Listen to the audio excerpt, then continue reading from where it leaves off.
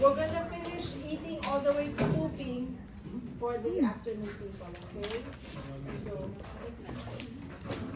right now we start with chapter 25, nutrition, metabolism, and thermoregulation. So this chapter talks about once the nutrients have entered your cells, what happens? What is the fate of those cells? Digestion is providing ourselves with the nutrients, but once they entered, what is the purpose? What happens to those nutrients? We're not going to go in depth with this chapter because there's the nutrition course that you can take to talk about this. So we're going to talk about, we're going to define this stuff, talk about Krebs cycle only, not in detail, okay? Just A&P style of, I don't know if that's the word, because we're out of time. Then we're gonna talk, we always are either in the absorptive state or post-absorptive. Absorptive means you just ate, and then in between meals, you're in the post-absorptive state. That's it. Either just eating or not. Okay. So this is what we eat, right? Not only for college, but for Baba.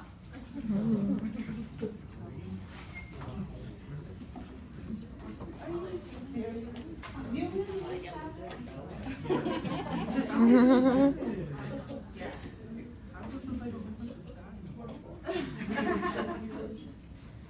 That's what food. Okay. Okay, so this is what happens to food, the nutrients. So most of them will be used for energy, right? The glucose mainly is your main source of energy. What is energy? We know that. We use the glucose.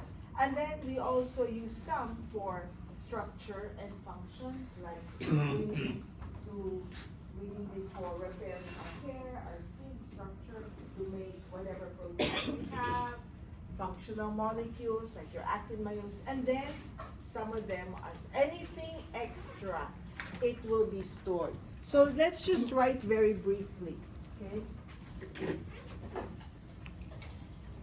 We know carbs, the substrate product. Substrate is the polysaccharide, the enzyme is amylase, the product is glucose, right? Substrate is polypeptide, enzyme is zymogen or protease, the product is amino acid, substrate fats, enzyme is lipase, and then the product is your fatty acids. So we have this one, glucose, amino acids, and then fatty acids. Let's look at the fate. So this one, I'm gonna use for energy, right? Now, or ATP, I'm gonna write ATP. That's the one I use for energy now. And then also, I'm gonna store it in the form of glycogen.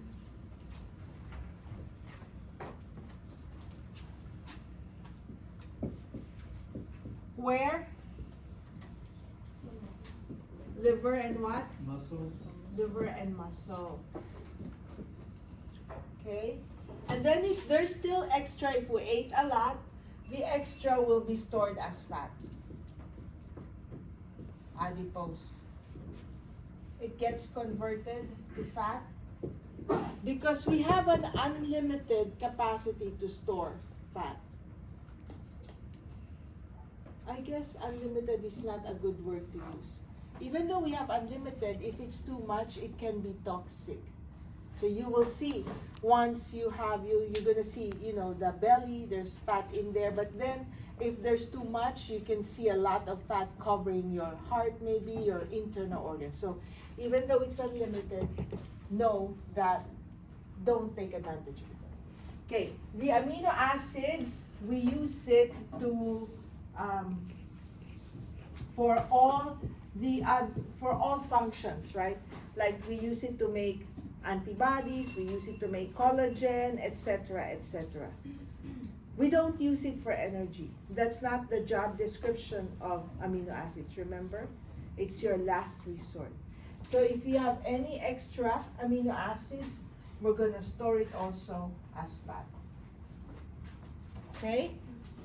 And then the fatty acids, we store it immediately as adipose.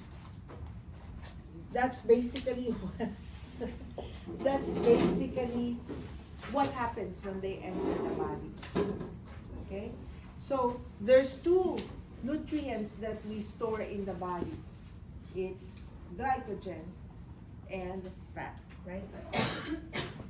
There is no such thing as stored protein. Have you heard of BMI? Mm-hmm. What's BMI? BMI, what are the two parameters that they measure? Weight over height, right? So they say if you have a high BMI, they usually equate that to excess fat. And I hope by looking at this one, it makes sense. You see, if your weight is more for your height, you look at where is this excess weight. You see that it caps, the glycogen caps. You get a limit. This one is the unlimited, right? So if there's too much weight, it's almost always it's this one. Does that make sense? Right? There's a limit to this one and this one. So extra is this. Okay? Of course, there's exceptions, right? Like if you are athletes, the athletes, right? They have, you know, the extra weight is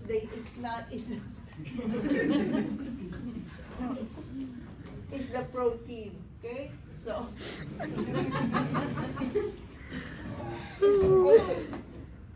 so we must be, so we're, you know this word metabolism. Oh, everything that's going on in the body is called metabolism. I don't ask you to define that. This one is very obvious, right? So we use the energy to maintain metabolism because we're always making things, breaking things, make, break.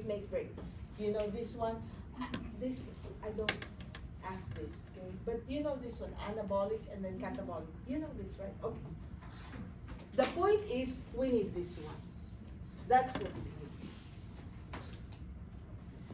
need. Okay, and there's your ATP. So this is what we use for energy, and that's how it looks like. Once we spend it, once we break this last bond, we're down to ADP, just only 2-phosphate, which is not our energy currency. That's not our gasoline, right? So we want to keep replenishing our ATP if we want to keep doing whatever we're doing. The heartbeat, your muscles contracting, your respiratory rate. We have to have a steady supply of ATP, okay? So the first supply comes from carbs. We know that, see in our flow chart here. And you all know that from chapter Bio 241. From Bio 241, that glucose is our main source of energy. So, and which one compromised? It's compromised first because it doesn't store sugar. Is your nervous system. Your brain, very good, nervous system. Don't forget that. The brain is the one that will suffer the first if you have hypoglycemia because they don't store sugar, number one, and they prefer sugar, which is different for the heart. Remember, the heart prefers fat. They have their own preferences, okay? So all books on nutritional metabolism always start with carb metabolism. So it says here, it's mainly glucose, right? Because the remainder is converted to glucose. So we look at how we metabolize glucose. So this is your cell. This is your cell. Inside, look at this one. This is the cell membrane. There's the cytoplasm, right? There's glucose here. There's amino acids here, and there's fatty acid. They all enter the cytoplasm. You got that? When they get absorbed, they all land in the cytoplasm. But always, we touch this one and not this. This remain intact. Look at this, look at this. It must be that there's enzymes that break this down in the cytoplasm. There's no enzyme in the cytoplasm that can break this down to get your ATP. You have to wait to send this to the mitochondria. That's why carbs are always the first one we burn. Does that make sense? Okay? That must be the only reason, right? Like when you enter, has that ever happened to you? Maybe 3 girls walk in, there's just one, a bachelor. The guy, the bachelor, just chooses one girl, then the 2 are wallflowers, right? So they just stay there. Same thing here, see? Once the 3 of them enter the cytoplasm, there's an enzyme for this, but not for this and this. So even though they can give you energy, right? You have to wait to send them here. Here, you can break them, get energy from them. But here, only that. Okay? We're just simplifying, okay, for this chapter. Okay, so the first thing that happens for, here, I forgot. And so that process is called glycolysis. I'm sure everyone has heard of that one already when you talked about muscle metabolism, right? So glucose is a 6-carbon compound. And the first thing, the energy is in the chemical bonds, right? The first thing that happens is we break this bond. That's called, cut it in half. And that's called glycolysis. And what you produce is pyruvic acid. This is pyruvic acid, pyruvic acid. And so there's 2 of them. That's why 2 pyruvic acid. Glucose through glycolysis produces 2 pyruvic acid. And that's it. Okay? And you get the ATP, but not very much. There's still ATP stored in those other chemical bonds. And there's other atoms here, right? Okay? So the rest, this one, pyruvic acid, if you still want to get energy from this one, you have to send it to the mitochondria. And remember, what does the mitochondria need so it can do its job for you? Oxygen. So we need to have good blood supply. Okay, before this breaking down of glucose can happen, glucose has to be locked. So you add a phosphate to it. So by adding a phosphate, there's the bachelor. See the bachelor locking up with the glucose. It's food. Go inside special room.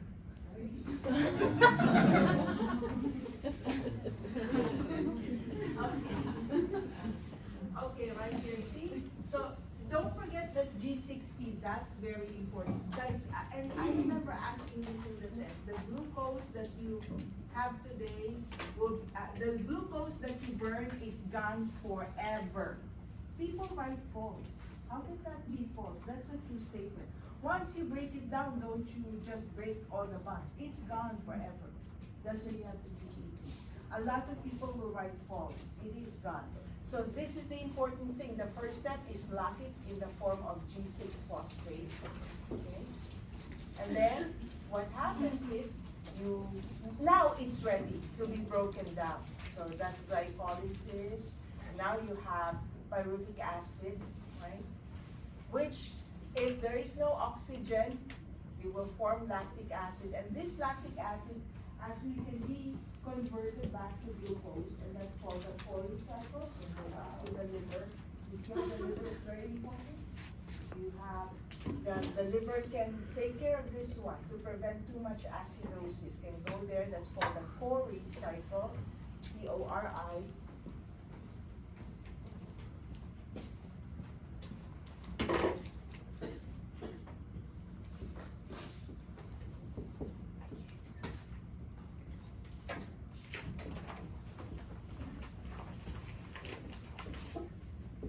That's called the Krebs cycle. Okay? So, this pyruvic acid, if there's oxygen, you send it to the mitochondria.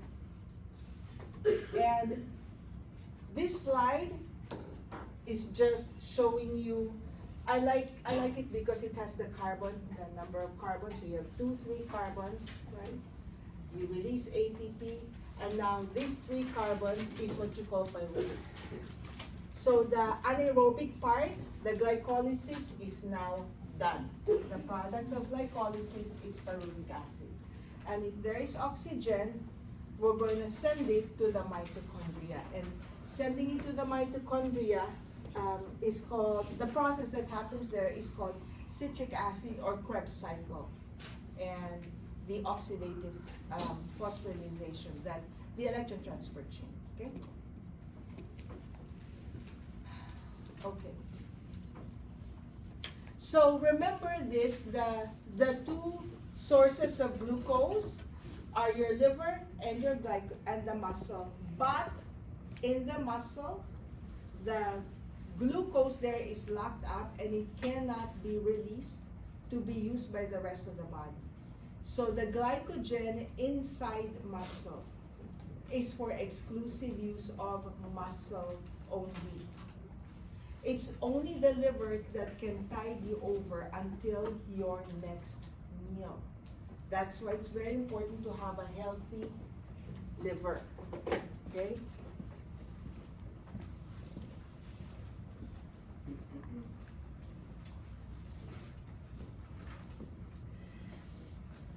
So the first step, so we have our pyruvic acid, right? The glycolysis produces pyruvic acid. The first step to be able to take advantage of the mitochondria, the citric acid cycle, is the formation of acetyl-CoA, right here. Pyruvic acid is a 3-carbon. The entire process of getting energy from your chemical bonds, do you agree? Look at this one. Aren't you just breaking it 1 carbon at a time? That's called decarboxylation. So you're going to see that word, decarboxylation. You're just breaking it. You're breaking it 1 carbon at a time. We break it 1 carbon at a time because that's where the energy is, right? When you hold somebody's hand, there's energy to let go of energy. So, and here, they're called carbon atoms, so we call it decarboxylation.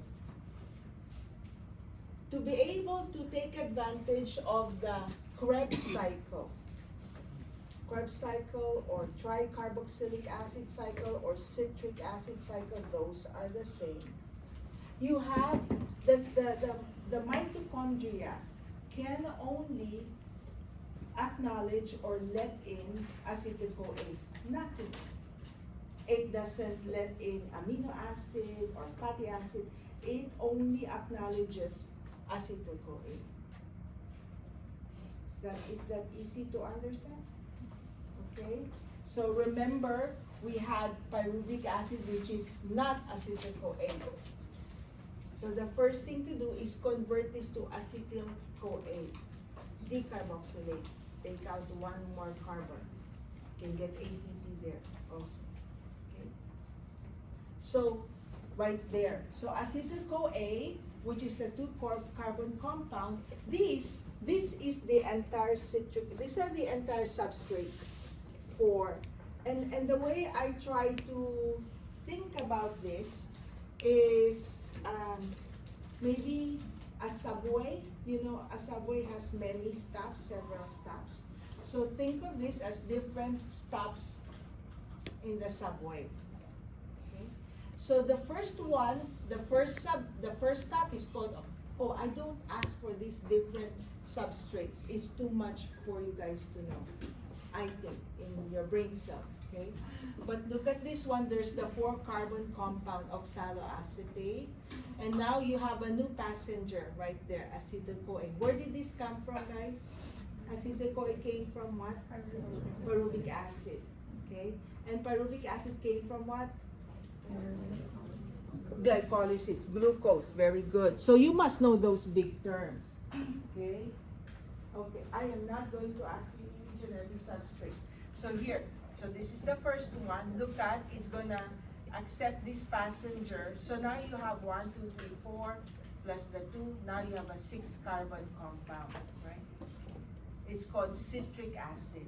That's why the cycle is called the citric acid cycle, or tricarboxylate or Krebs cycle, because the one who discovered this or studied this is someone by the name of Krebs. And then look at what's going to happen. Remember, you fed 2 carbons? Look at, you're going to release the 2 carbons. See that?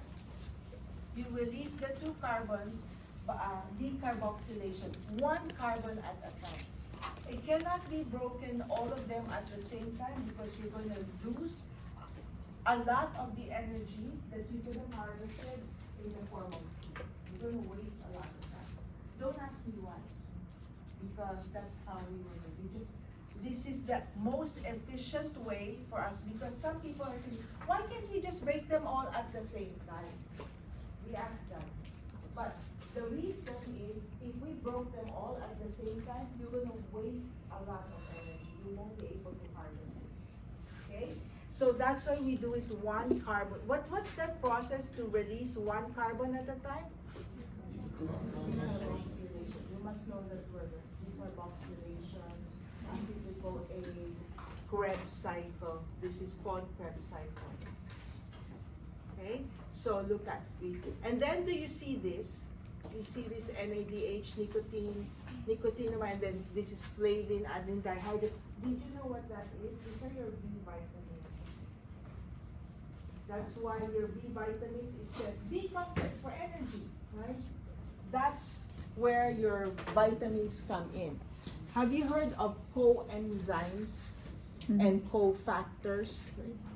Coenzymes are your vitamins. Coenzymes are organic compounds. Cofactors are inorganic compounds. Those are your ions, like calcium. Those are cofactors. Magnesium, they help in metabolism. Cofactor. The vitamins are coenzymes. They both help the enzymes.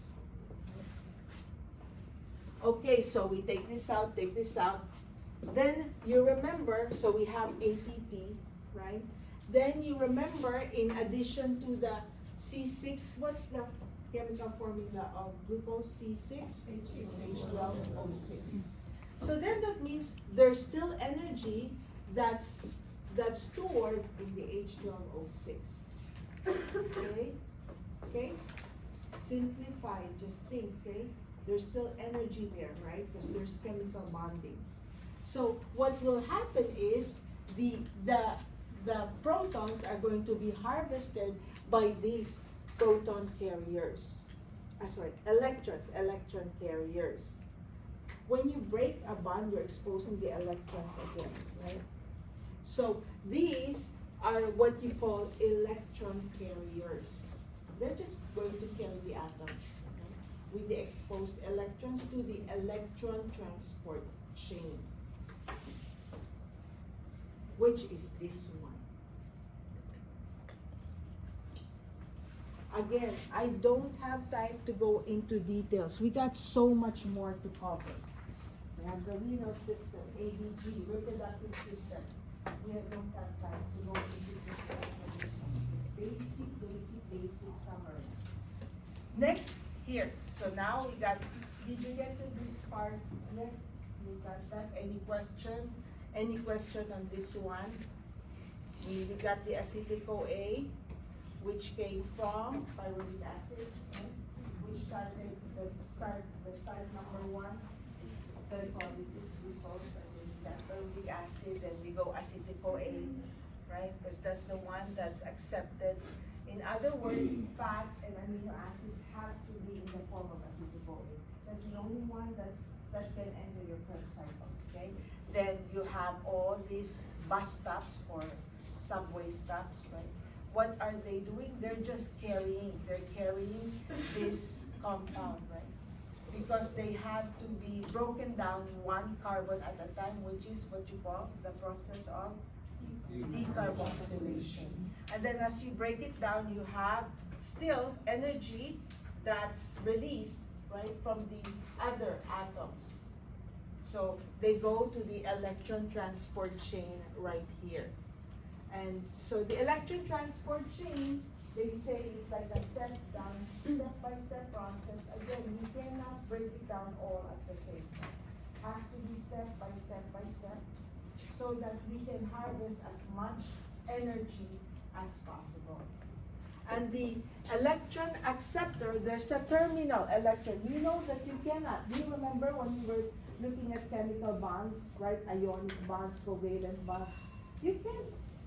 Atoms cannot throw away electrons. Remember, sodium has 11 atoms, 11 electrons. It can't throw away that extra electron. Right? It has to find someone that will accept its extra electron. And that's how you form chemical bonds. It's the same thing here.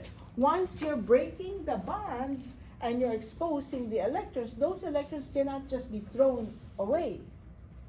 So you have someone that must accept that electron. Does that make sense? First, they were stable. They had the bond. Now you separate them. Now you have electrons being exposed, right? They have to have an electron acceptor, and that's oxygen. If you're human, which we are, the only electron acceptor for us is oxygen. Don't ask me why, ask God. Because bacteria and all the others, they have different electron acceptors. That's why they can live in different kinds of environment. You see germs or bacteria in the underwater or whatever, they have different electron acceptors. They can do that. But for humans, the terminal electron acceptor is oxygen. So if we have that, we can take advantage of all the rest of the energy that's stored in those other bonds. Do you have any questions in what I just said? Question?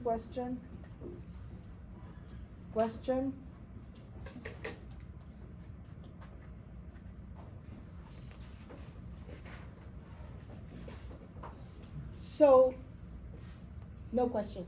If we look at this, let's answer this one. What are the final breakdown products that you can see? It is C6H12O6. What can you predict will be the final? I know one product is ATP, right? Mm-hmm. What else with the huh? Water. Okay, water. CO2 plus heat.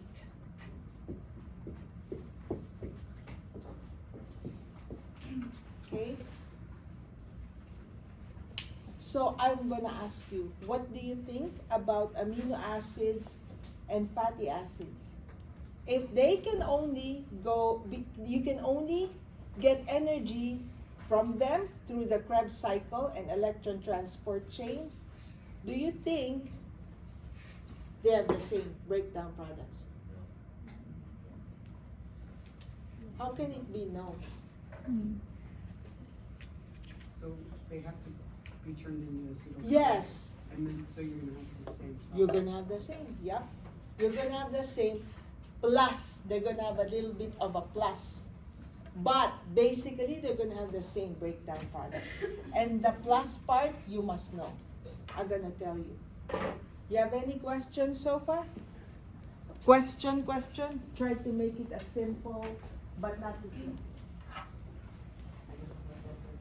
Anyway, you got it? So here it is, right? So electron transport, you got it. Question? We good? You say no? Yes, good? Okay. Okay, so that's basically what we do. When the glucose enters the cell, that's what happens, and that's the energy for now. That's the Krebs cycle, electron transport chain, and then in the liver and muscle, they store some of it as glycogen. And if you still have extra after you have the now and the glycogen, you can store it as adipose. Okay? You must, otherwise you develop hyperglycemia, right? Which is diabetes. So we have to store it as fat. Okay, now we go to lipids. If you have no question, we're going to look at our fats.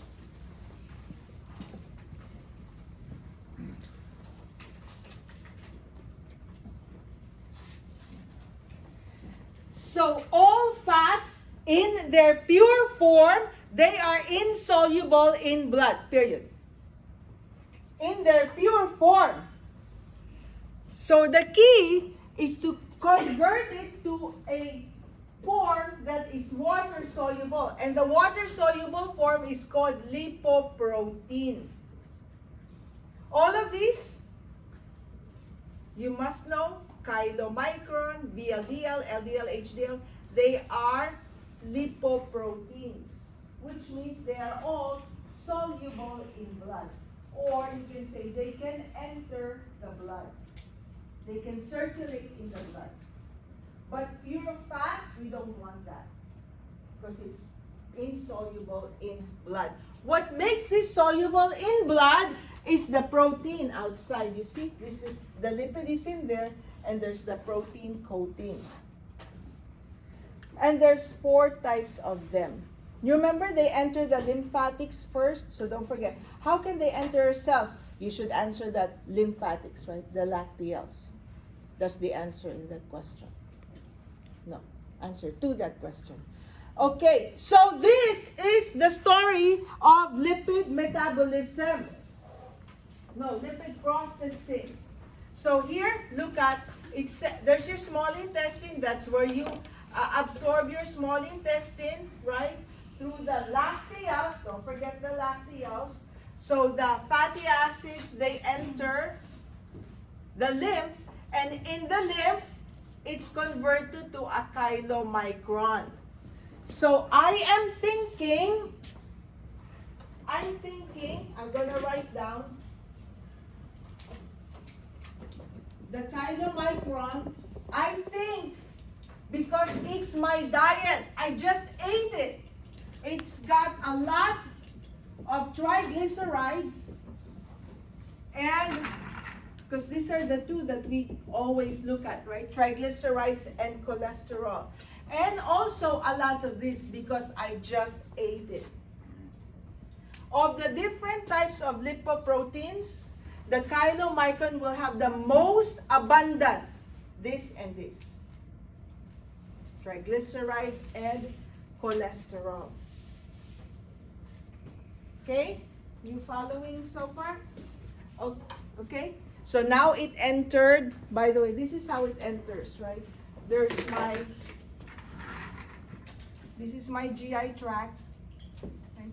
It enters the simple columnar epithelium, right? So there's your fatty acid. It enters here as micelle. To be able to enter your cell membrane, it has to be converted into this micelle, which is also a water-soluble form, to be able to penetrate the cell membrane, okay? And then enter here.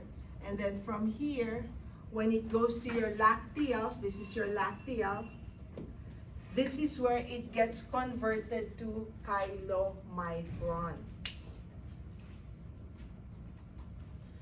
So let's trace what happens. Now it's in your lymph. The chylomicron is in the lymph. I wonder what's going to happen as it's passed. Think. What's his name? What's his name?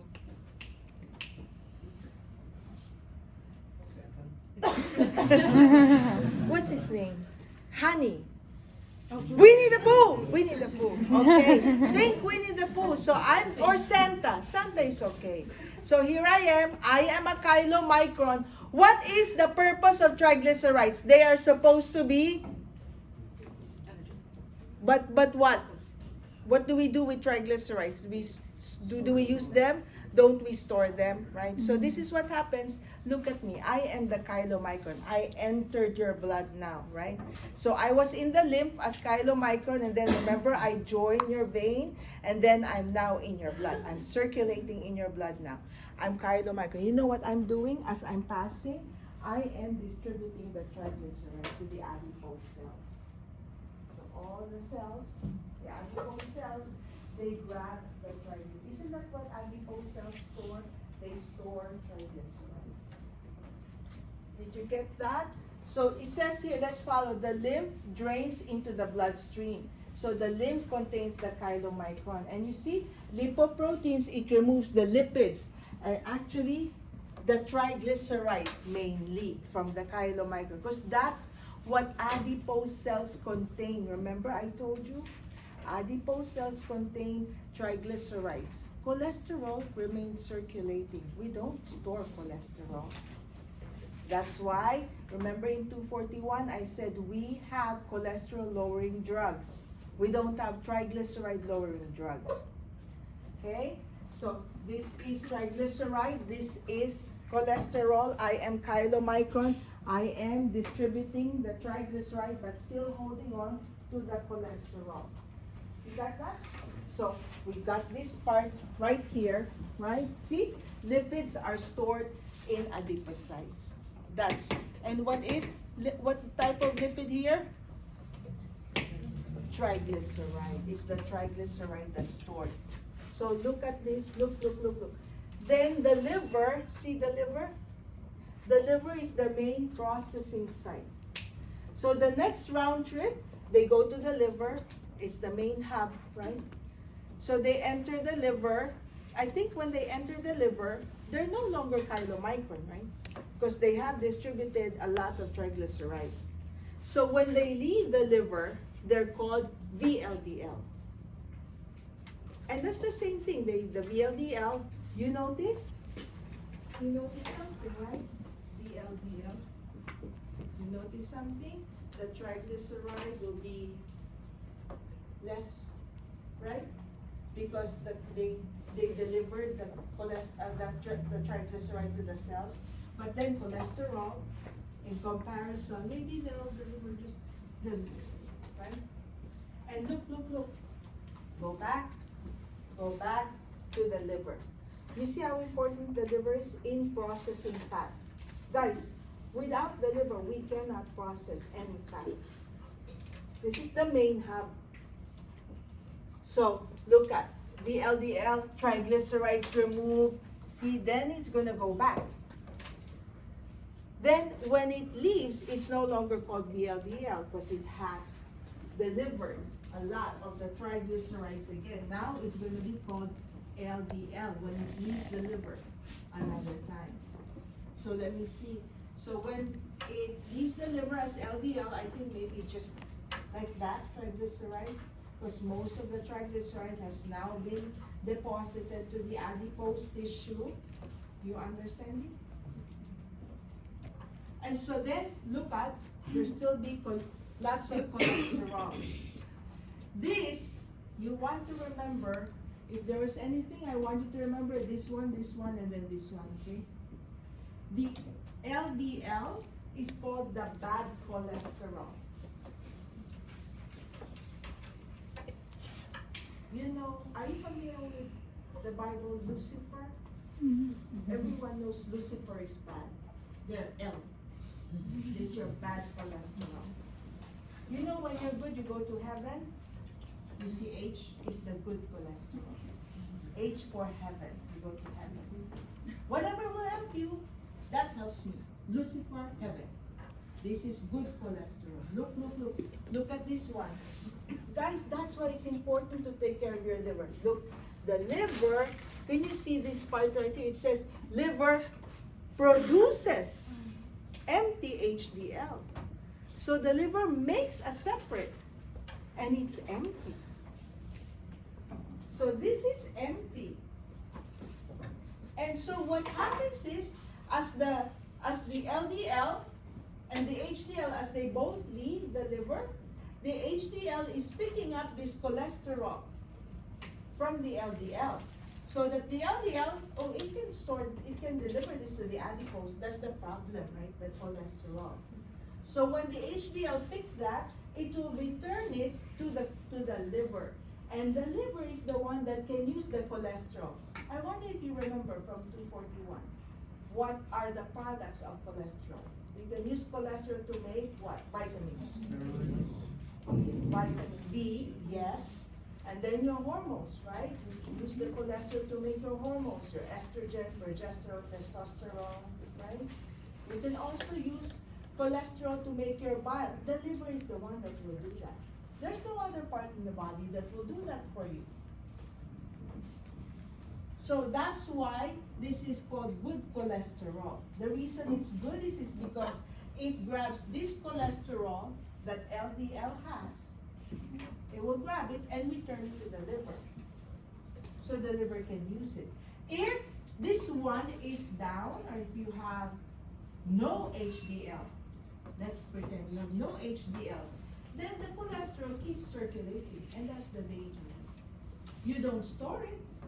The one that we store is the triglyceride.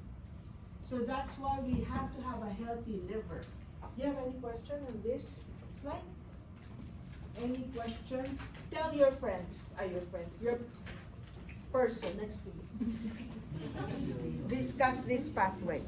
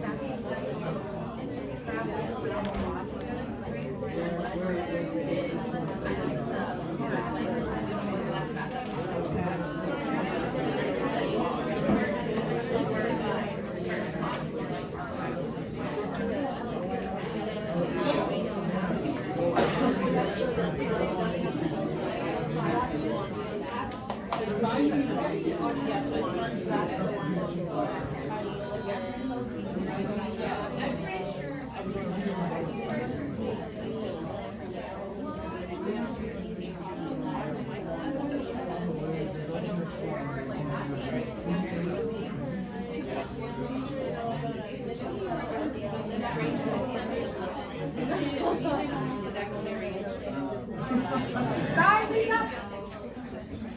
Are you done? Are you done? You got it? Very easy, right? Remember, this is the dietary. Another, I think I used the word dietary.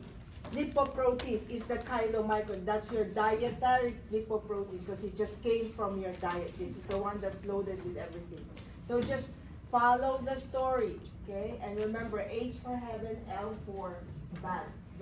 Okay, now this is, you remember the two major types, cholesterol and fatty acids. Of the two, we use the fatty acids for energy, not cholesterol. Okay? We'll never use it for energy. This is the one that we get ATP from. And fatty acids have the same atoms as glucose, CHO, right? Except it's not 2:1 ratio. Maybe you got C18, H36, O2, something like that. It's not 2:1 ratio, right? So let's look at, it's a very long chain. Anywhere from 16, 18, 20, that's the common fatty acids in our body. But the problem is the citric acid only accepts acetyl-CoA, which is 2 carbon. The good news is your fatty acids are even number, right? How do you solve that problem then? You break it 2 carbons at a time. Very easy. Right? You got 16, 1, 2, 3, 4, 5, 6, 7, 8, etc., etc. If I break it 2 carbon, there's the 2 carbon. How's it going? You got it now? See? Right? So, what is that process where you break it 2 carbons at a time? Is called beta oxidation, because this is alpha, beta, break, alpha, beta, break, alpha, beta, break. You got that? Mm-hmm. Don't you? Now, we have acetyl-CoA. No problem. Except that, think, okay?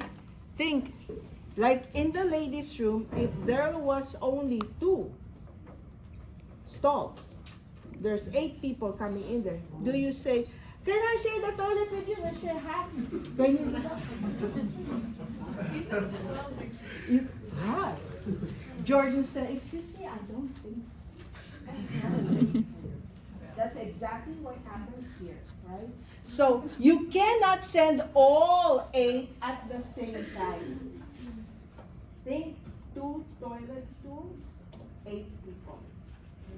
What happens is, yes, you can send them, but as they're waiting for their turn, what happens is a lot of them, some of them may form 4 carbon compounds. The 2 carbon compounds, right, can form, they can bond together and form 4 carbon compounds called ketone bodies. That's the problem. See, 4 carbon, 1, 2, 3, 4, right? So you had 8, let's say, 8 of the acetyl-CoA from breaking down your fats. But then you can only send so much. They have to wait for their turn. So as they're waiting for their turn, some of them will combine and form these ketone bodies, which is 4 carbon compounds. Acetone is something that we are familiar with, right? The smell. And that's the danger. Yes, we can use it, and we will get the CO2, as the water, the ATP, CO2, and heat. We can get that, but we will also be having ketone bodies.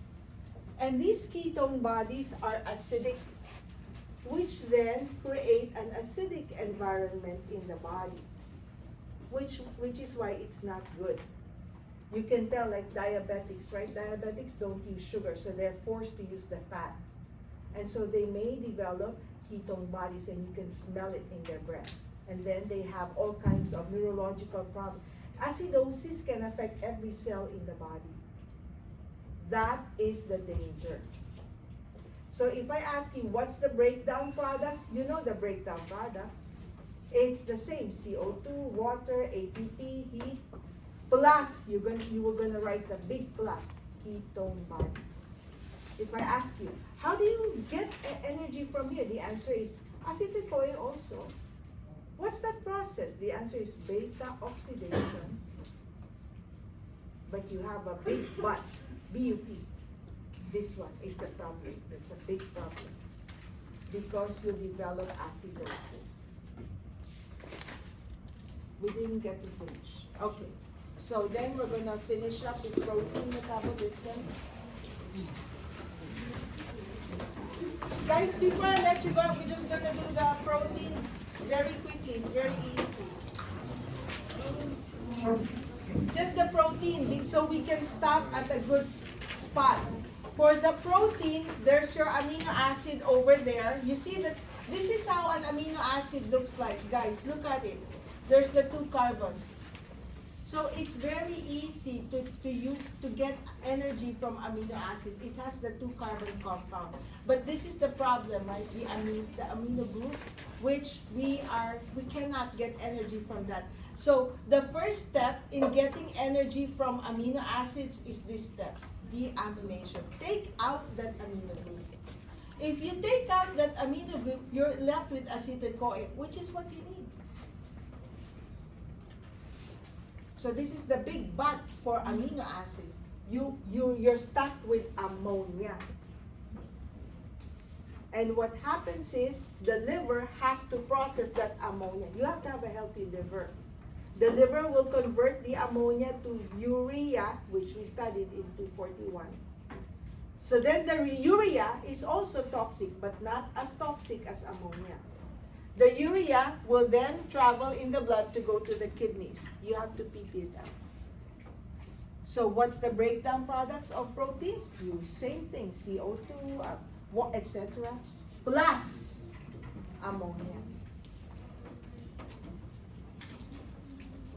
which will go to the liver to be converted to urea. Then urea comes out of the liver, go to the kidneys, go to the pigment cell. And this is a good stopping point because we've done all three.